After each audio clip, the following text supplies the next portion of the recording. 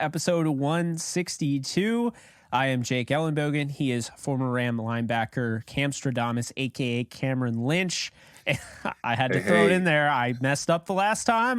We got it back, man. We're in the groove. Appreciate that. Absolutely. So today, Cam and I are going to not break down the schedule, but kind of, I guess. I mean, we're going to go through the Ram schedule and give our thoughts on it. We definitely have a lot of thoughts. I think before that, Cam, we should definitely talk a little bit, not a ton, but a little bit about the videos, because everybody, I mean, it's a big thing, right? Everybody talks about it. Everyone's talking about the Titans. I'm talking about the Chargers. Yeah. I like the Titans though. It gave me a good chuckle, but what were your thoughts overall on these scheduled release videos? Because I thought there were some that like totally understood the assignment, if you will, nailed it, and are being talked about the next day at the water cooler. But then there are others that didn't quite understand the assignment. Maybe they focus too much on celebrities and people that I don't know aren't really that big of a deal compared to the whole nature of what you're trying to do with the schedule. So, I mean, where did you stand on that? Yeah, you mentioned Chargers being your favorite schedule release, so Jake. I think you give them the trophy back to back, right? Like Joker, from the Denver Nuggets, back to back MVPs these past couple of years. The Chargers get the same thing, right? And so when it comes to their anime release, I'm a big anime guy, Jake. Not everyone's a big anime person, but just the concept, you understand it. If you're a fan or not, you're like, oh, okay, I get this. Some other releases, you see them and you're like, I have no idea what they're doing. And so, like you said, we're gonna chat through that, right? And I think the big thing is when it comes to storytelling, right? Deliver the message. What's the message that you want to be delivered? Of course, it's a schedule, but some people have funky ways of doing it. The Chargers, they love to take shots, Jake. I realize the Chargers, I mean, they have some comedians on that group. They got some people who hold grudges because they don't hold back. I mean, they cross every line that's crossable in a creative way. And we're in California, so you got to be able to show that creative ability. The Rams are playing the first game of the preseason, so shout out to the Chargers for getting that. And then, like you said, the Titans, I think they take number 2, Jake, just because of the Chargers are consistent. The Titans take number 2 because of their ingenuity and the authenticity. They were very authentic with their message. So that's why the Titans, great job by you guys downtown Nashville and getting some funny responses there. Jake, what are your thoughts on those videos? I agree with that. And, I think what's funny is that, the Chargers did the same thing, right? They did it last year. I think the greatest one ever created, do you remember the Game of Thrones one? I think the Falcons did it, if I'm not mistaken. It was either the Falcons or the Saints. I don't remember which one. But it was back when Game of Thrones, the last season, was out. And it was just perfect timing to, basically take something that is so rich in pop culture at the moment and then find a way. And the Bears did the same thing with The Bear, that show. I haven't watched it, but they kind of recreated that. Good show. Which I thought was, interesting there. There were different ones. The escape room was, I think they're interesting ideas, Cam, but I think at the end of the day, to stick by the model of it's a slideshow showing you which games these teams are playing, I think is the right way to do it. But you see all different ways. The problem I see with some teams is that, like, for instance, you had the TikTok ones, right? And I mean, there are multiple teams that did it. I know the Rams did it. The Rams, let's call it the elephant in the room. The Rams did the TikTok. Yeah, but so it's all good. The TikTok ones are confusing. Like, I think when you're trying to get it, like if you're not in with TikTok, it kind of goes over your head. If I were to show that to my dad, he would have been like, "What the F is this?" Like he wouldn't know what's going on. Like he'd be like, "Wait." Yeah, my buddy did the same thing. Yeah, so like like the Cardinals one, that meme, like he's never seen that TikTok, but I've never seen that TikTok. I thought the TikTok was kind of annoying, the one with the Cardinals one. That's like repeating whatever he was repeating. I think that it was said best. I forget the tweet I saw, but it was like, the Titans spent X amount of dollars on, high level equipment, cinematic cameras, all of that. And they got celebrities. They paid a lot for celebrities.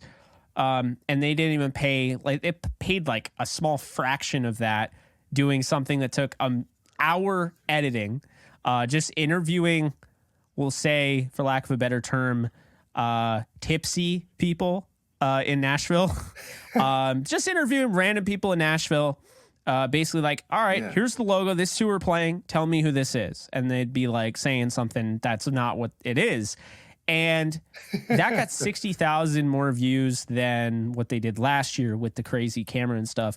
I think this kind of goes to show you is that when you're taking content's content, it is, but you can overthink things. And just because you have a better camera or just because you throw a celebrity in there does not mean that it's instantly the best content. If you spend the most money in it, doesn't mean it's the best content. You know, it reminds me of something actually. In my, I want to say sports marketing. It might have been my entrepreneurship class. I think it was American entrepreneurship class back in high school. My friend Sam and I were partnered, and you know, we had to do a jingle. You know, it was like this jingle for like a company, right, trying to sell something. So we had the idea. I don't know if you ever heard the band All Time Low, but they had kind of a song that had a cool tune. So we thought we would kind of use a jingle based on that. And we created a song about Baja Blast to like support Taco Bell. And all these other people like didn't quite put in the same effort. We went in the studio, we recorded it in like a microphone and like a whole studio, right? We had it like auto-tuned to sound like exactly how we wanted it, to even get like the emo sound like in the pop punk. And I think sometimes you take it a step further, and that's great. But we did, and maybe we spent more, so maybe it's actually defeating the point. But the point still is like content's content. But like when you look at like the Chargers, like you said, there's every little detail. If you stop at the Jets portion of it, that's the best, because that's Times Square, my guy. And you could see the Cougar thing, like taking direct shots at Zach Wilson, because that whole, I was on the floor, man. That was, and also the music was pretty fire. It was very on brand for anime. It had an anime look to it. And as you know, I'm not an anime guy. I like one anime, and that is Dragon Ball. I'm a diehard fan. If you guys haven't caught it, I've literally worn a Goku shirt on here before. Like I love Dragon Ball, but like I even got some of the references, the ones that I don't watch, because it was cool that they're references in real life, but they're also references to anime that are like actually out there. And I thought that was genius. Yeah. Yeah. And it's, you mentioned your marketing class. I was getting to that. It's marketing 101. Meet people where they are. Jake, at the end of the day, meet people where they are. And you talk about the Titans. They met fans where they are. A lot of people probably don't know about football. They probably haven't seen, their favorite player, their local player, right? They haven't seen them. But what they did was they said, hey, a lot of people may not know about some of these teams, but let us educate you, right? Let us meet you where you are. And to go back to the Chargers community, you're in California. It's a big, when it comes to anime, it's a big thing for us. And so they were able to add in some of these elements that we can understand, that we can get. Like you said, sometimes things go over your head with the TikToks. If you haven't seen that TikTok, you won't get it. Even though you didn't see some of those animes, you still get some of the content that's delivered. So marketing 101, meet your clients where they are. And some teams hit it, some teams missed it. Like you said, the Bears going to that show called The Bear, right? Located in Chicago. That was spot on, because that's what their fans do. That's what their fans understand. Nashville, those fans are on that street and partying it out. And so one thing, Jake, I think we talked about this, but a lot of times when it comes to these corporations, these big companies, when they're marketing to their fans, they're out of touch. They're out of touch a little bit, right? Because they're not on the ground. They're not doing what those fans are doing. And so they're like, oh, this could be a great idea. I saw this on TikTok and this would be great. And it's like, wait, have you even surveyed the people that you're serving, right? Have you even talked to those folks? And it's evident in the pudding, in these schedule releases. So like you said, the Titans, the Chargers, the Bears, they hit the nail on the head because they know their audience. And you go to the 49ers, right? We go to their music video, which we were talking about it, right? Don't let bro cook ever again. from one of the comments. Yeah. The 49ers, they're really leaned into their community, right? Some of the people that are dancing, these are people from that San Francisco community. But when you're marketing to the entire NFL, it's a global sport, international sport. So sometimes you can get too locked in, or sometimes you can kind of miss the boat. So finding that even balance is a talent. Yeah, absolutely. I think it wouldn't be that big of a deal, except it's become like a tradition now, and people literally only care because I'm just gonna say this, and this is blunt, and I don't care. No one is watching NFL Network for the draft coverage. They're not draft coverage. They are watching it for schedule release. They're watching Twitter. They're waiting for that thing to drop, and when it drops, then they're talking about it, and they're talking about it for hours. Or sometimes you get 2 hours into post schedule release, and people are still talking about the schedule videos. Like they haven't even discussed analyzing the schedule itself, and so that's how it's gotten to be that big of a deal, and you don't want to half-ass it, if you will. So I got to give a shout out to the Colts. I thought they did a great job. They understood the assignment. Very interesting with DeForest Buckner and Grover Stewart. They both were eating food. Man, I don't know how they ate that much food. I mean, that's 18 meal. Well, 17 because the Rams one was kale and essence of water. But they keeping it healthy. But they had to guess based on each entree. They had to guess like who they were playing, and they did pretty well. Like Grover Stewart, I think, was just there to eat. I can't say I blame him, but you could tell like DeForest Buckner got into it. He's like, oh yeah, like. But sometimes they would like forget to have a guess because I mean, I don't know, they're eating like brisket from Texas or whatever. It's like, man, I'd forget the assignment too. So totally get that. One thing I can't forget is the fact that betonline.ag is your number one source for all your basketball info, stats, news, and scores. Get the latest odds and lines, including the latest player reports for this year's pro basketball playoffs. BetOnline is always your sports information headquarters this season, as we have you covered for all your sports wagering needs, basketball, MLB, NHL, right to UFC and boxing. BetOnline is the fastest and easiest way to get your betting info, including live betting options, your favorite casino and card games you can play right from your home. Head to the website today or use your mobile device to get in on the action. Be sure to use promo code Bleav to receive your 50% welcome bonus on your first deposit. Bet online, where the game starts. Cam, we normally start with a burning question. I guess we kind of skipped that, but the burning question is still out there. I still have one for you. I think it's very obvious where we're going with this. How good are the Rams gonna be, my guy? Because like I'm being told they're 3-14 this year, 4-13, 5-12, and I gotta tell you, I don't care how this comes off. I watched Jeff Fisher win at least 7 games with guys like Case Keenum, Nick Foles, and Kellen Clemens. I mean, no disrespect. Those are NFL quarterbacks. They're better than I would ever be, but those aren't exactly Matthew Stafford. So. Okay, last year, Matthew Stafford didn't even play the full season, mind you. That's the first thing. The second thing is that they started, 16 different offensive line combinations. Their almost entire secondary was injured. I think at one point it was Jalen Ramsey, and they were signing guys off of practice squads to bring them on their roster. So it got to that point. Miss me with the idea that this team can't win at least 7 games this year. You can say maybe they don't because of injury, but you could predict injuries for any team, and you really shouldn't be predicting injuries because there are years where, first off, it's morbid, but second, there are years where, Cam, the Rams have been relatively injury-free.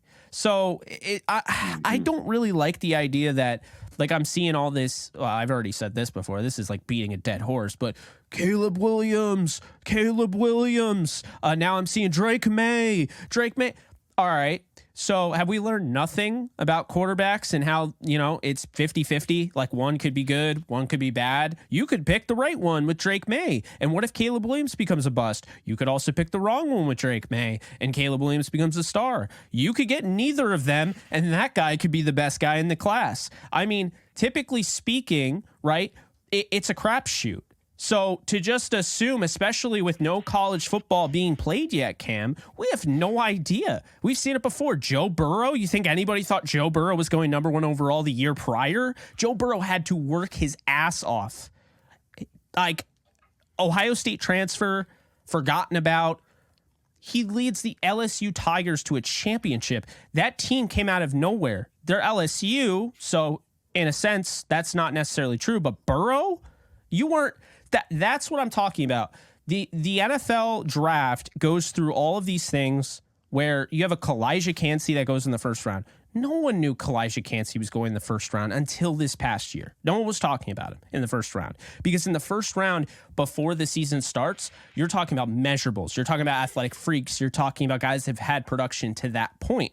But you're not taking into account that guys can have a 1-year monster season. He didn't have a monster season, but let's not forget Anthony Richardson went 4th overall, my guy, so it's not always cut and dry. I remember not long ago, no offense to Nolan Smith, who went 30th overall. I think he is a fantastic prospect. I'm excited to see him do things, but let's not forget, wasn't that long ago, Nolan Smith, you look at those mock drafts 2 years later, number 1 overall. Everyone say he's going to go number 1 overall. There have been guys like that in the past. Okay. And it's just like, Cam, it's tiresome. Let this season play out. Not just the NFL season, the college football season, for Christ's sakes, because we don't know who's going to be good. We don't know. Jake Locker, everyone was like, Jake Locker's so great. And then Jake Locker stays. He doesn't come out and he stays. Everyone's saying he made a mistake. And then he's not the same quarterback. He has kind of a down year. He goes later in the first round, never to really be heard of again. I mean, he played, but wasn't great. You can't assume anything. Agreed. Yeah, like you said, you got to get a full season to go under your belt. Burning question, Jake. I forgot the burning question that you did. I have a burning question? Oh, how good are the Rams going to be? I screamed it. Okay. There it is. Yeah. So the Rams this year, Jake, after last year, got to get better, right? Got to get better. And I do believe that in this year's draft, they did get better. Protecting Matthew Stafford, we talk about this, just the whole draft class. We talk about all the players that got drafted. The Rams got better this offseason. So we talk about last year's record not being too great, only winning, a couple of games. This year, I got them going 9-8, Jake. I got them going 9-8, where they're going to win multiple games. I think they're going to be successful. It's a fresh start. There's fresh coaches under the hood. So I do think that the Rams, when it comes to Matthew Stafford, this is the time to win. You talked about it just now, right? Like not flopping for picks in the college, career college season. Because what if those guys get hurt? You just talked about it, right? You never know how people will pan out. So really locking in this year for the Rams, leaning on some of these draft picks that they got, and going out and balling this year. They're starting with the Seahawks for this season, and that's how they ended last year. Didn't end too well, so they got to start off strong. And the next couple people that they do play, playoff contention team. So, AJ, it's we talk about this schedule. We talk about what the Rams are going to face this year. They're the reigning champs, right? Or not reigning champs, but they won a couple years ago, and so it's not going to be easy for them. It's going to be an uphill battle. And so I think the Rams helped themselves out this year with the draft. So looking forward to seeing what happens. Yeah, absolutely. I gave it an A+ draft. And I think, look, it's one of those things where I was very sour about Jalen Ramsey. I mean, I know you're like sitting there like, really? Jake, you did not like that move? Like, really? Yeah, no, I obviously I didn't like that move. I didn't like the Bobby Wagner move. I didn't like Leonard Floyd. I didn't like any of that. I thought they honestly should have kicked the can down the road another year. If that's wrong of me, fine. But I think they really put themselves in a position where they didn't have a choice. You have Aaron Donald, who's coming down to the late, the last few years of his deal. Cooper Kupp, Matthew Stafford. Les Snead has looked at it as, you have those guys, so you can remodel. I looked at it like, you have those guys, you need to win now with those guys, because then when those guys go away, whatever. I don't think either's wrong, and I think the Rams kind of proved that they might not actually be wrong in this. I think they might actually have a plan. Now, this does not mean that they're going to win a Super Bowl this year, although I'd never count out Sean McVay, and that's another thing. you can't on one hand tell me you think Sean McVay is a great coach and on another say this team's going 4-13. Like, they have too much talent on that offensive side. Even if you're worried about the defense, I'm sorry. He got inducted to the Hall of Fame, man. Miami of Ohio. I think he has a little extra juice, this offseason. And last season it was tough. I think Sean McVay, hopefully that's the worst season of his NFL sports career in general. Yeah. And I think Sean knows that. I think, like you mentioned, you don't want to count out Sean McVay because he's a fighter and he's a champion. And he knows that people are talking smack. The schedule that we're looking at, Jake, it shows that the NFL is like, hey, you won, and we're going to keep beating you down, right? You didn't do well last year. We're going to keep beating you down. And Sean McVay, he's like, you know what? They're trying me. They're testing and seeing, hey, am I the Wonder Boy or am I not? And I think he is the Wonder Boy, Jake. I think he's going to bounce back and maybe have the strongest season of hopefully his career, right? Outside of the Super Bowl win. Yeah. And then you even go into, your Aaron Donald and Matthew Stafford. He was talking about it at the scheduled release, right? His interview. These guys have sat out more than they've ever really sat out in their career. So they're chomping at the bit to go out and win this game. So going back to your point earlier in the show, flopping on this season, that's not a part of the DNA. It's not part of Aaron Donald's DNA. We don't want to waste a career like Aaron Donald's. We don't want to waste a career like Matthew Stafford. So all of that is out of the window. I think Sean McVay is going to come swinging. And like I said, he has a great coaching staff to back him up. So I think the Rams are going to be pretty dangerous this year. Yeah, I mean, I think they're going to be that team that you don't want to play. I think they'll grow into that. I think the issue I have with this schedule is what I've been saying. You look at week 1, it's in Seattle. Okay. I think they win that game. I think they'll come out, they'll have fire under them. People will be doubting them. They'll win that game. I already see that going. Then week 2, they play the Niners at home. I have a feeling this game might be closer than people expect. I think they lose. Okay. I think they get swept by the Niners again this year. Until I see it, I can't believe it. You said swept? You said swept? You said swept, yeah. Jake? Oh, wow. Yeah. Oh, wow. And Debo did say that in one of his interviews. He's like, man, we own the Rams. Yeah, well, I mean, he's an idiot. That kind of hurt my soul. I mean, he's just an idiot. Like, Debo, I could Google Debo Samuel, and the first thing comes up is you crying in a towel. Shut up. Anyway, week 3, right? Monday Night Football. Bengals. Dude, the Rams have more of a chance of going 16-1 than they do of winning that game because the Bengals are out for blood. They're the better team. It's at home. It's Monday Night Football. A lot of these guys are very new to the league. There's going to be a lot of rookies that are counted upon, and you're going to have to play in a Monday Night Football game. The Rams notoriously get spanked on Monday Night Football. I don't know why. They just do, except for the Chiefs game. I think the Bengals are going to be out for blood about that Super Bowl. I think this is the NFL knew what they were doing when they scheduled this game.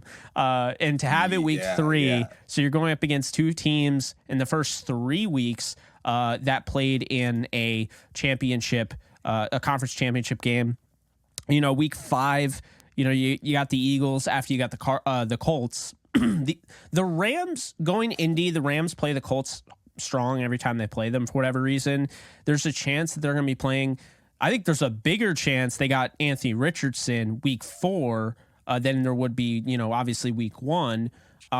Because if that's up in the air at any point, I think by week 4 you might have a quarterback switch. And so if they get Anthony Richardson, I think the guy's ceiling is astronomical, but I would take Aaron Donald in that Rams defense to get him into some problems. I think by that time you got 3 games under your belt.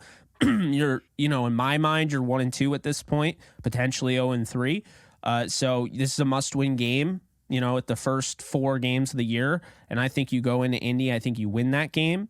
Then you got the Eagles. Yeah. And it's gonna be a tough. Yeah, it's a tough slate, Jake. It's a tough slate. Starting off, like you said, with the Seattle Seahawks, like that's gonna be a straight battle. 12 man is gonna be coming in strong. So I'm gonna call a double on that one too. Hey. The 49ers though. Yeah. The 49ers though, that's gonna be a little bit tough. Jake, I think it's gonna be a close game though, because I'm not sure what Trey Lance, how that's gonna look. Brock Purdy. To be fair, we have no idea who's starting there. There you go. So therefore, it's going to be a tight game, but I don't know if the Rams will be able to pull that one off. I think it'll be like a 3 to 1 point game. So I'll call that one. And then the Bengals, like you said, Zach Taylor, head coach, he's cooking. like you said, they're going to be coming with vengeance. Aaron Donald pointed that ring finger, slamming Joe Burrow on his neck, to close out the game. Cooper Kupp balling out, getting the MVP. So, yeah, I don't know if they're going to be too nice to the Rams on that day. And then, the Colts got to go get that dub. So I say the Rams, first 4 games, 2-2. Hey, you're 500. That's not bad for the first quarter of the season. No, and then you got Philly, and it's in LA. You start a 3-game homestand.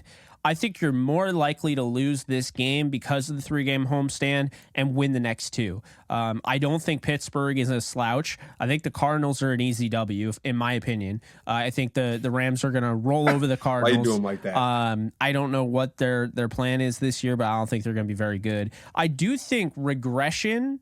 There's regression is due for the Seahawks. I don't think they're going to be as good. Geno Smith is a 1-year wonder until he proves otherwise this year. Like you know what I mean? He showed some flashes that year. He kind of filled in for Russell Wilson, but he wasn't like last year. And if he shows that again this year, then that's who he is. But was that a contract year, Geno? I need to get the bag, like play an extra, or is Geno legit? And I think that's what we're going to find out. So that is. I wouldn't discount. I'm not I don't mean to discount him, but we've seen this before where guy in his contract year goes off, take the money and run. Not necessarily on purpose, but Peyton Hillis comes to mind. I mean, dude's on the Madden cover. Dude's unbelievable. Then he gets paid. And where'd Peyton Hillis go? About to hire the mystery machine, the Scooby-Doo squad to find out, because I don't know where he went. Right. And to be fair, with Geno, he's been balling since West Virginia. So I want to give him some credit. Even though, Jake, I played at Syracuse, I don't like Geno Smith. He plays you like Geno Smith. I don't like Geno Smith. It's this. But what is it? Like a respect. Love hate. Yeah. Hate. Yeah. Game recognized game. Because like I've seen him go through a lot. Like we've crushed him. He's been crushed. Like he's been sitting on the bench for a long time, been in the league for a while. And I'm like, he got punched in the face. You kind of root for people. You got punched in the face. Like you kind of root. I won't say root for people like that because this is Bleav in Rams. Right, we're not rooting for the Seahawks, but just players in general. No, like, I think he's one of the good guys. Well, I think that's fair to say. Yeah. I think in this league, it's shown that they just chew up and spit out quarterbacks, and you could even say black quarterbacks in this league. Malik Willis. I mean, yeah, we knew it wasn't. You said it. Yeah, I mean, I had to though. That was the point I was trying to make. I was like, I appreciate. That was the point I was trying to make. Is like black quarterbacks in the NFL, like it's not fun, and so the fact that he's finding success, it's like, all right, bro, like you made it. No, I'm hoping, speaking of Malik, I'm hoping Malik Willis finds that because he was already counted out. He's a 3rd round pick. They've already given up on him for Will Levis, who I think he's better than, but that's neither here nor there. The Eagles, I think, is a loss. I think they got way too much. But what I will say, to be fair to the Rams, we saw the Rams lose in the Super Bowl in a close game. I mean, you could say what you will. It was 13-3 or whatever. It was pretty much 0-0 for the majority of the game. Then it became 3-3, whatever. I mean, we saw that 2019 Rams team, and they weren't great. Like, they just missed the playoffs, but they had a down year. And fun fact, with the NFC East, it's like the last 11 years, I Bleav, there's been a new NFC East champion every single year, Cam. So, I mean, are the Eagles due for some regression, a Super Bowl hangover, if you will? It's amazing how the narrative for the Rams was Super Bowl hangover, but for the Eagles, it seems to be like, oh, they're in the Super Bowl again. And that's interesting to me. But I'm going to give the Eagles the win there. I'm going to say the Rams wax the Cardinals at home. And then I'm going to say the Rams win a very, very close game against the new revitalized Kenny Pickett-led Steelers. They had a A-plus draft. I think this game goes down the wire. It seems like those games always do. They lost a really tight game, arguably on a bad call, where Jared Goff threw a pass and they called it a fumble. Literally threw it, past the first down marker, called it a fumble, and Minka Fitzpatrick took it back for 6. But that's the last time they played him in Pittsburgh, and I think I think they win that game. So at that point, Cam, same here. We go what? They go 2-3, then 3-3, then 4-3. So 4-3 heading to Jerry World week 8. But what do you have in those three? Yeah, no, I like that. We talk about Eagles, definitely. I want to say definite win on this, Jake. I'm going to go, it's going to be a 3-point game. Similar to the 49ers, this is hopeism, right? I'm going to go a 3-point game. And the reason why I say that, the Eagles, their coordinators, they lost both their coordinators. So they did really well in the draft, A+ in the draft. But with their coordinators, that means it's a little different recipe, Jake. When you make some food for folks at home, you're cooking some food and mom cooks it, dad cooks it. It's like, wait, mom does this with her food. Like, dad, you're not really getting it right. And so now that mom is not there, dad's cooking the food. Now it's like, okay, how's this going to taste? How's this going to turn out? And so with the Eagles, they have the general makeup, but when it comes to the coordinators, they're the ones calling the plays. They're the ones in the kitchen cooking. And so there's a different chef in the kitchen, Jake. And so I'm going to say they're going to only win by 3. Going to the Cardinals, like you mentioned, they're struggling, my guy. Like, anytime I think of the Cardinals, I just go back to their report card that they had, Jake, and like how they were at the bottom and how poor that was and how the players had to pay for their food. And like, it pisses me off every time I say it. So, the Cardinals are going to take that. I knew you were going right there, man. I don't think we'll ever stop bringing that up. Like, the Cardinals could go 4-0 and be like, all right, but you still like make your own players pay for their food. Like, it's like that's the ultimate diss. Like, bro, like, are you kidding me? Your organization's poverty. But no, I kid. But not really. But that's funny. And then win against the Steelers. Even though they're stacked, great draft. Win against the Steelers. They're gonna have to shut down Najee Harris, right? Joey Porter gonna get around him and figure that out. Allen Robinson revenge game though. Oh, that's gonna be a juicy one. That's gonna be a juicy game there, Jake. So we'll see. Yeah, we'll see. I mean, I agree with you. So we have them going 2-1 in that homestand, which I think anybody at that point would sign up for. That's 4-3 going into Jerry World. Man, I'm going to say it. I think the Cowboys are overrated. All right. The Rams have gone into Jerry World. They've beaten them before. They're overrated because they are the most recognized brand in football. They're the richest organization. I think it's sports now, including soccer teams. Yeah. So that makes sense. Yeah. They have 6 primetime games when, I mean, they haven't even gotten past the divisional round of the playoffs since 2000. No, since I was born. Yeah, that's right. So, anyway, that's funny. I think they're overrated. What I find funny is everyone's questioning Matthew Stafford. Matthew Stafford this, Matthew Stafford that. I saw people saying that Jalen Hurts is a glorified running back, but which is absolutely asinine. But Dak Prescott gets a pass for everything, and it's funny because his own social media team didn't even give him that pass, which the anime actually threw it. But that's the Chargers. Well done. And even going back to the Chargers schedule release. They also had the Pop-Tart release on that Twitter chain, and like just excellent. Like, people can relate to that. But back to the Cowboys. Great job, Chargers. Yeah. Do you remember when they threw Dak on the bus? Like, this happened, but Dak threw an interception, and that's why we lost. Or however they put it. Like, it was like, what? And look, come on, fam. I've been a Dak defender. He's what, a 3rd, 4th round pick. He's what's good about the NFL draft. A guy that can go and make it, like Derek Carr in the 2nd round. But he plays for the Cowboys, so he's always up here. And I think really he's here. And is he better than Stafford? Absolutely not. And I see way too much of that. He's not better than Stafford. He hasn't won anything, worth bragging about. There's no excuse. They should have beaten the Niners at least one of those times that they played them in the playoffs. They should have beaten them. Look, the Cowboys, they got better. They did through the draft. We talked about Mozzie Smith's going to help them stop the run. But their offense is overrated to me. Like, I mean, yeah, they score a lot of points. They do score a lot. I think they're leading NFL in points scored. But it's I don't know. I don't think they're as great as being made out to be. Overrated. Yeah. So I'm going to stick by that. I think the Rams win that game. They got a back-to-back here. Yeah. I have a really ballsy prediction here. Not at all if you know how the Rams' luck goes with the Packers. By the way, the Rams have played the Packers like 4 times in a row at Lambeau. Like, we can play in LA again. Like, I think it's okay now. Right. The last time they played in LA, I was there. Okay, at the Coliseum. That's all you need to know. Corey Littleton went off in that game. But anyway, Sunday, November 5th. thank God it's not December. Like, finally, it's not going to be like snowing.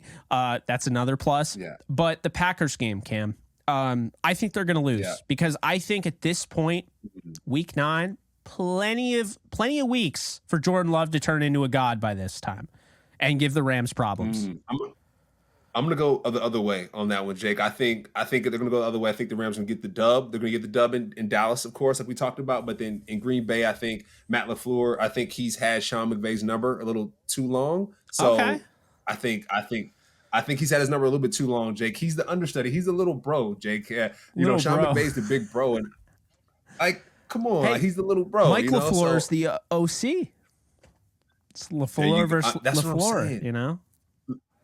That's why I think the Rams will do a lot better this year compared to last year. Liam Cohen, love you. I know you're in Kentucky now, but I think the Rams will be that much better because of that jet sauce, right? The Jets are so popping right now, probably because of what LaFleur did, right? I mean, of course, the defense great, right, and Salah great, but the offense that they had there, they were clicking. They were clicking with Mike White, like they were figuring that out. And now the Rams, now when we have them. I think LaFleur is going to beat LaFleur out in Green Bay, but the Rams, LaFleur is going to get that dub. I'm calling Rams with the W, and I think Aaron Donald is healthy then, and he welcomed Jordan Love to the NFL that day. Man, you're killing me because now I kind of want to change that. I mean, well, when you think about it, it's like, yeah, I mean, I think I was looking more at like, yeah, Matt LaFleur just has his number, but you can't have Shanahan having his number and Matt LaFleur. Like, Sean McVay is going to get one of those things figured out this year.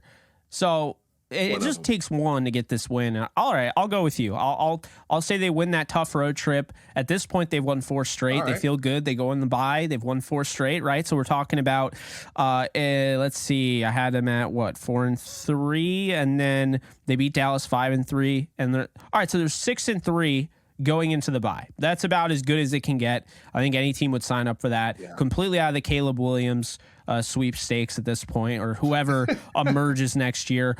So now we come off the bye.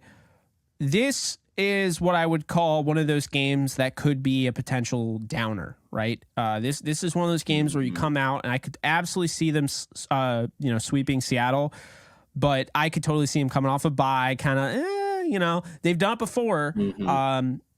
But it's not going to happen this game because I'm taking them over Seattle. I think they sweep Seattle. Okay. I think they sweep Arizona. I think Seattle's due for a regression this year.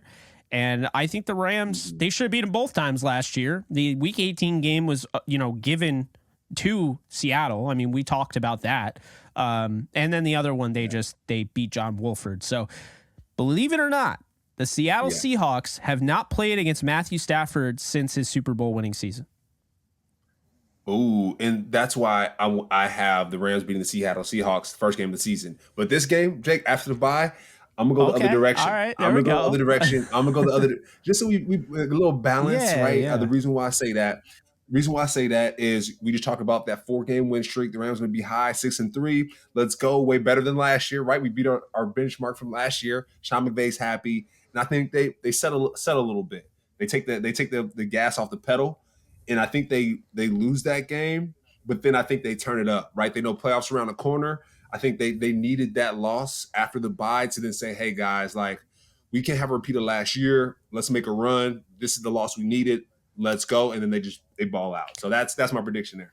Yeah. So I have 7-3, and you have, 6-4? Yep, 6-4. All right, 6-4, 7-3. Arizona, I don't care if it's they're honestly more likely to win in Arizona because Arizona is not a home team for whatever reason. Kyler might be back in this game. I literally wouldn't bat an eye. I mean, it does not matter. They have, they had that one fluke win in LA 2 years ago. I mean, if that means that they get back to the Super Bowl and that's what they have to do, if that's how the prophecy becomes true, by all means, I'll take the Week 6 loss, but I don't think it's going to happen. I think Arizona has a chance to be in the Caleb Williams / whatever sweepstakes. And they're going to have to make a decision there because they have Kyler. But I'm going to say the Rams win that. Can't believe I'm saying it. They're going 8-4 so far. I think they beat Cleveland 9-4. And then this is where it gets tricky. You're around Week 14. You're feeling good. They've won a lot of games in my mind, like in a row. I mean, so they've won, let's see, in a row, 1, 2, 3, 4, 5, 6, 7. They're on a 7-game win streak. Sean McVay has caught fire. But what happens to the Rams every time around December, right? Or no win November. I mean, we always talk about that, but I actually think they're going to be better this year. December, though, right around the end of the year gets a little weird. And so, Cam, I'm going to say this right now. I think the Rams are losing 2 straight. I think they're going to lose to Baltimore, and I think they're going to have one of those stinker games that every team has. Like, on paper, why would Washington win? Why would you pick? It's one of those things, man. I think they're going to go through a quick 2-game losing streak to get ready, for week 16, 17, 18. So I had the Rams at 8-4, 9-4, 9-5, 9-6, dropping that to the Ravens and Washington. 9-6 there. So that's what I have. Okay. Fair enough. So, Jake, what I'll say is I think the Rams, of course, they beat the Cardinals. They beat the Browns like we talked about. They lose to the Ravens. Mm-hmm. They lose to the Ravens to Lamar Jackson. They're going to be in Baltimore. It's going to be cold as all get out there. So I think they lose to Baltimore. They beat Washington because they already dealt with a DC team. They're like, you know what? Hey, they're not going to get the better of us, so we're going to win one out of those 2. So I say they beat the Commanders. The Saints. Now, Jake, the last game of the season. It's on Amazon Prime Video, Thursday Night Football. Like I said, last game of the season, kind of get ready for the playoffs. What does that look like? A little payback from a couple years ago with the flag and, missing their playoff chance. Talk about the Saints. So I think the Saints get a little revenge around that holiday game, week 16 game. So I think the Rams lose that game, but I think they beat Washington. They lose to Baltimore. They also beat Cleveland and Arizona. So I was mistaken. I had 9-5 because you changed my mind on the Packers game, making it difficult for me. Yeah. 10-5. Yeah. I haven't taken down the Saints. Then they got the Giants, New Year's Eve, at MetLife, and then the 49ers on the road.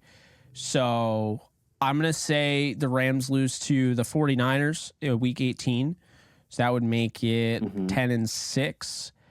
And then, man, damn it, Cam. Ooh. I'm looking at 11-6. I think they beat the Giants. Yeah. I had 10-7 going into it, but I think you're right. And honestly, all these games are winnable. I mean, at the end of the day, like, except for the Bengals game, I really feel like the Bengals game is the only one that really feels not winnable. I mean, the Rams could come out and they could have the 49ers number. It could be it's almost a different squad.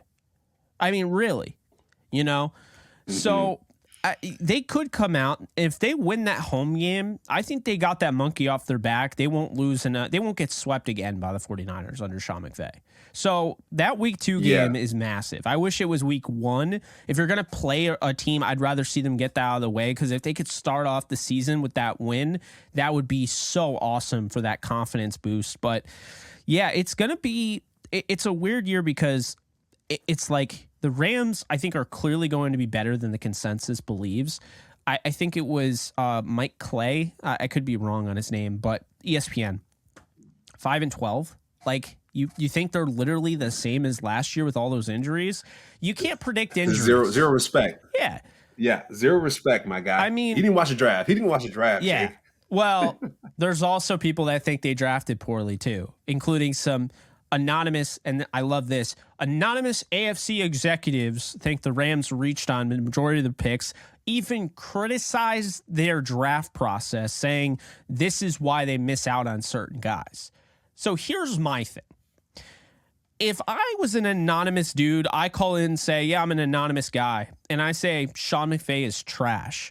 No one knows who I am. There's no weight there. So, like, look, if it's an anonymous AFC guy and that AFC guy works for the Cleveland Browns, I don't give a rat's ass what you say. You know what I'm saying? Another thing I'll say, Cam, is that I've been hearing a lot of Mr. Bean over there in Buffalo who keeps running his mouth. Okay, the GM, Mr. Bean. Well, Mr. Bean, let me just tell you right now, okay? Your team has not won a Super Bowl, okay? You haven't even gotten to the Super. You haven't even won the AFC Championship game with this current roster, with Josh Allen, a generational type of thrower of the football, with Stephon Diggs, with that defense, nothing. You were only, Bleav this or not, Cam, I actually didn't realize it. They've only been in one AFC title game in the last 3 years. One. Brutal. So, brutal. This is what I'll say. Yeah.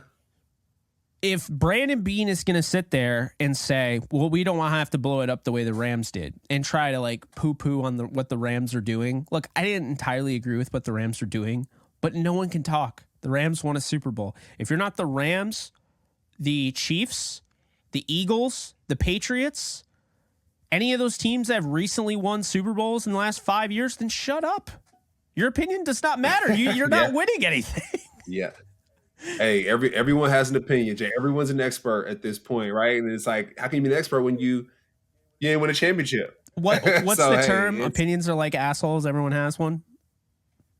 Yeah, exactly. And what's Chris Brown saying is, how you trying to get out? He's like, how you trying to fight outside the club when you can't even get in or something like that? It's like a song that he has. That's facts, man, it's though. like, hey, yeah. Like, hey, it's a club in here that it's an exclusive group. You can see through its glass doors, windows, but you're outside the club, brother. Yeah. So it be like that sometimes, Jake. And a quick question for you.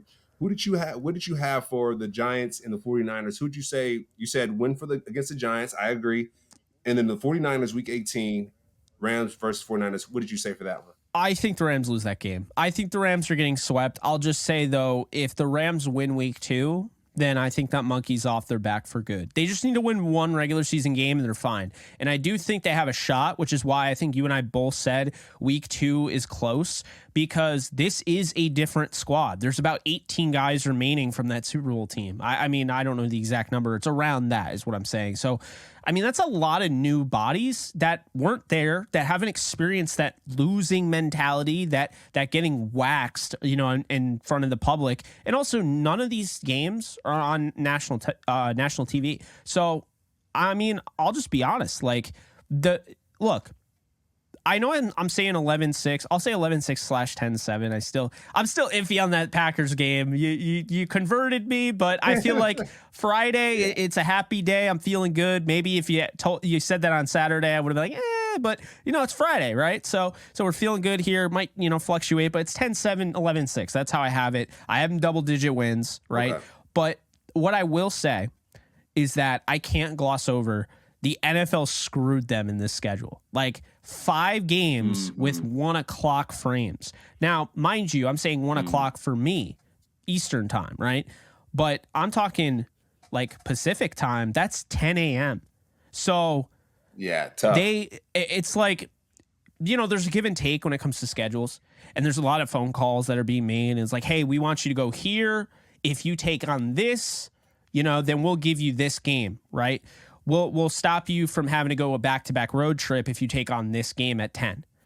And there's a lot of negotiations and stuff. I don't think people realize how much goes into the schedules, because you have to literally make a schedule that works for all 32 teams. And by works, just like it mathematically makes sense. But I don't see I see take from the NFL. I don't see give on the schedule. They only get 2 nationally televised games, which I think is absolute horseshit. Because what I'll say is right now, Chargers haven't done anything, and they have 6. Okay? The Cowboys have 6 because, like we talked about, right? I know they were bad last year. The Rams were. I mean, I've seen teams get 4 a year after they were 6-10, right? That's 1 game more than the Rams won last year. So my thing here is that I understand, the Rams might not be great. They might not be a Super Bowl team, but to only get 2 against the Saints and the Bengals, I just felt like they totally gypped them on that. The 5 Eastern time, the 10 a.m. games, the 1 p.m. Eastern time games, that was BS. And then 2 back-to-back road trips. You talk about the Dallas Cowboys and the Green Bay Packers. That's going to be a tough one, even though we have them winning both. Yeah. And then the Giants and the 49ers, which is ridiculous, man. So you're telling me they're going to go to MetLife and then the next week they have to play their arch rival on the road? So their last game of the year is week 16 at home. And I don't love that. Well, I mean, I feel you on that, Jake. You know, at the end of the day, the Rams did not play well last year, right? They did not after going so high up, winning the Super Bowl, and then having that drop. To be honest, like, hey man, like we can't reward you if you're not executing, right? I think a lot of times when it comes to fans, if the Rams win the Super Bowl, they're like, hey, we're expecting these guys to win some games, and they're plummeting I mean, Jake, we were here. Yeah. On Saturdays and Sundays we're recording, on Mondays we're recording, and it was depressing as hell. And so the people who are scheduling these games, they're probably like, look, dude, we're not sure how y'all gonna be this year. We're not gonna risk it. Let's give you two, let you be happy and say, not cuss us out. But like y'all disappointed everyone and their mother last year. So we're just not gonna give it to you. And you talk about the Cowboys, Jake, like they bring that money in, guy, whether they win or not. They're scoring touchdowns, and they're the wealthiest organization in sports in general. So you got to do it. You watch Skip and Shannon. Though. They're top. Rams are. It is, but I agree with you with the ratings. But it's, I don't know. I didn't love that. I will say I don't care for my viewership because I'm not gonna have an issue seeing it because they got rid of DirecTV, and now it's gonna be YouTube. So it's not like it's gonna be a pain in the ass for me, but there's I don't know. It felt kind of annoying. The week 10 bye is probably the only like the give and the take. Like that's probably the only give I see here on the schedule. But the Rams don't get a chance to really.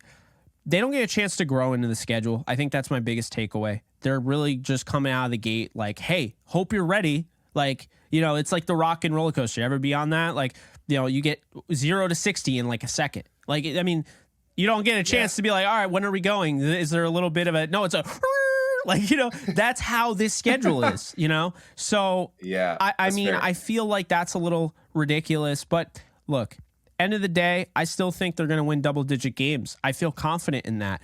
I mean, at the very least, they're going to win 7. So we can stop talking about the tanking stuff, all that. But I feel confident that, and also another thing, I feel that Sean McVay has created this culture that may have taken a hit last year, but they're an week to week to week team. Like they're not focusing. As soon as this schedule becomes tough, it's when you look ahead. And I think Sean McVay has really pushed on his team. And I think we hear all the time, everybody in the NFL looks at, no, they don't.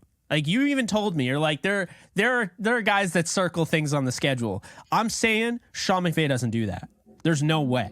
Like the way he's like, and I think that's the right mentality. Yeah. Well, I think I agree with you in a sense. I do know when it comes to prepare for other teams, right? You have scouts that go out and say, hey, we got to prepare for this. We got to prepare for that. And they share with the coaches. But I think, Jake, Sean McVay has the 49ers circled up nicely. I think he has the Packers circled up nice. I think he has the Bengals. Those are the 3 games, I think, or the 3 teams out of this schedule that he's like, yep, I got y'all boys lined up here. You talk about the 49ers, last game of the season, I didn't give my prediction, but I think the Rams pull that one off, Jake. I think just from last year, not finishing strong. We talk about finishing strong. I think the Rams finished strong with that one. I think they take the L to the New Orleans, like we talked about, right, week 16, but I think they change it around. They beat the Giants and they beat the 49ers. Even though it is the end of the season, I think it'll probably end up being a must-win scenario where like, hey, our odds will be a little bit better if we win this game. If we don't, like if we lose this game, we got to play Patrick Mahomes or we got to play such and such or whoever. And it's like, we'd rather not do that. So we're not Patrick Mahomes. Sorry, we're NFC, no, I know what you mean. You have to face the top dog. You know what I mean, though. Yeah, it's like you have to face the top dog in the first round, and you're like, I don't know if I want to do that. Yeah. Like, do we want the Eagles? Like, I know the coordinators are gone, but if the Eagles are the top dog at the time, like, do we want to see them? Nah, let's beat the 49ers now. Last game of the season, we're hurting, but let's knock them out. So I think it'll be that. But those 3 games, though, Jake, those 3 teams, the Packers, the 49ers, and the Bengals, I think Sean McVay, he's like, hey, my younger brothers are whooping my ass, and like I gotta go whip their ass now. So those are my 3 games that I got. Hey, fun fact: Mike LaFleur whipped Matt LaFleur's ass last year. The Jets went into Lambeau and they won that game. No one thought they would. I actually picked them to win, and people forget Breece Hall before he got hurt. Yeah, so maybe Cam Akers is going to get let loose in that game. I don't know, but it's going to be very fascinating. One thing I'll say, I went on Sirius XM the other day, and I was asked just straight up, like, is Sean McVay like a year-to-year basis? And I want to get this out there because I think this is why I feel so confident in a turnaround. Sean McVay took that offseason and really had to. He wasn't making a decision for this year. He was making it for the long haul, and that's why he needed that time.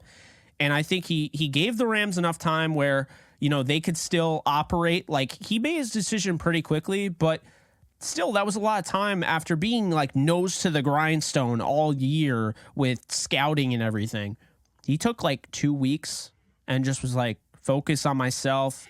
We talked about it. Love football again. Darkness retreat. Not quite. The ayahuasca stuff. Like, no, not that. But that was also in the Titans video. Anyway, so the Giants. The Chargers. Chargers. You're like, yeah. So with McVay, I think I can't stress it enough. That decision was for the long haul. And what I will have to bring up, because we haven't talked about it yet, and people have been like, are you going to do a video on this? And I'm like, I don't know if this is worth an entire video, but we definitely should make note that Aaron Donald said he wasn't even thinking about retirement. And that makes me think this whole retirement thing was a ploy to get some more money, which by all means, you do you, brother. But that also is a good thing for the Rams, because that means if he's not even close to retirement, why are we talking about him like he's on his way out the door? He might be here until 2027 for all we know. Yeah, I mean, you never know, Drake, right? He might have had a change of heart where things in his life were probably at a tough point at that time. It's like, hey, should I focus? Should I shift my focus? And it seems like he's gotten some support and he has a system down where he's like, you know what? I can actually maintain this lifestyle. And right, he had Erica Donald, who is his partner. She actually used to work for the Rams is when I was there. So great gal. He's having a second baby with her. And so I'm sure when it comes to having a partner, happy wife, happy life. So I'm sure she was like, hey, dude, like you got to, you win this championship, but you got to figure this out. And so I think it was one of those things where he's like, hey, guys, like I might have to back up from football because I'm not acting right, and I think he figured it out. And I think that just goes to say that these people are human. Aaron Donald's human. He's allowed to change his mind, right? If he's not feeling well, if life is not going the way he wants it, he's able to say, you know what, I might just cash this out, get my ring and call it a day. Like, I'm kind of tired. And then get the money and be like, hey, I'm back and ready to roll, right? Same thing for Sean McVay. Like if he's having a down year and things are going on with his family, like give the man some human time, right? Where he gets 2 weeks to think through things, right? He has his induction to the Hall of Fame at Miami of Ohio. So he's like, you know what? I'll be back forever, So you just got to give folks some time for that self-care to really, charge up their battery and just make the decision that's best for them and their family. And thankfully, they're making a decision that's great for the Rams family, and we'll see them for a long time now. Yeah, and to your point, I just got to give credit to McVay and Stafford, because, I mean, they made their decisions quicker than Aaron Rodgers made his. Like, I mean, those guys are talking about if they want to play football again, and Aaron Rodgers is deciding which team he wants to go to, right? So, I don't know if I buy the 90% retired stuff. I think that was somewhat leveraged, but definitely it was way quicker than it was for the Packers and Jets to, announce the damn trade, So yeah, think about Sean Payton, Jake. Sean Payton would probably get out of that Saints contract. He was like, you know what, I'm going to retire, and then he did his thing. He filled his cup up. He's like, I'm back again. Broncos, let's go, right? And so, like you said, I think the retirement move might be leveraged to get out of a situation to then step into a new one. Yeah, he totally he ripped that organization to shreds, man. Like, just because, I mean, how much money he had them go out and spend. Like, the Breeze contract was ridiculous. They ate so much money, and then he's like, I'm a step out. Like, it's one of those things where I just think you have to appreciate that McVay wasn't trying to dog the Rams after a bad year. He was just like, I need some time, and he made a decision very quickly. And I don't think it affected the draft at all. I don't think it affected free agency at all. I don't think it affected hiring coaches. I mean, maybe to a degree, but they hired coaches pretty darn quickly, I thought, because I thought it was going to be a lot longer. Mm-hmm. And then you look at Stafford, and he did it better than anybody I've ever seen, deserves all the credit in the world, because he could have done the Brady thing, man. He could have, had a giant announcement about it. He goes on his wife's podcast, and she's like, "Are you retiring?" He's like, "Nope." That's it. That's all he did. Like, because this guy doesn't like to be in the spotlight. Not to say Brady's all about the spotlight, but we've seen guys do things different ways, and I feel like Stafford deserves credit for just doing it his way, like it's just a simple way. Yeah. And I don't really care how you do it. Authentic. Yeah, I don't care how you do it, but you do get bonus points for that, and you definitely get bonus points because think about how different this offseason is if Stafford's holding retirement over the Rams' head. You know? Wait, so you don't give bonus points for the darkness retreat for Aaron Rodgers at all? Creativity, I guess. No bonus. Yeah. I mean, when you really look at it, though, that's self-care. Like he's taking his time. I don't know if that's self-care. That's some weirdo stuff. But I mean, hey, to each their own, I guess. I like Rodgers. I think I just like joking about him. But I actually like Rodgers. I think he's going to work with the Jets, or maybe it's not going to work. I don't know, but I like him. When it comes to the whole thing with Pat McAfee, that's where I give bonus points because those interviews were gold. Like he's just like, wait, so.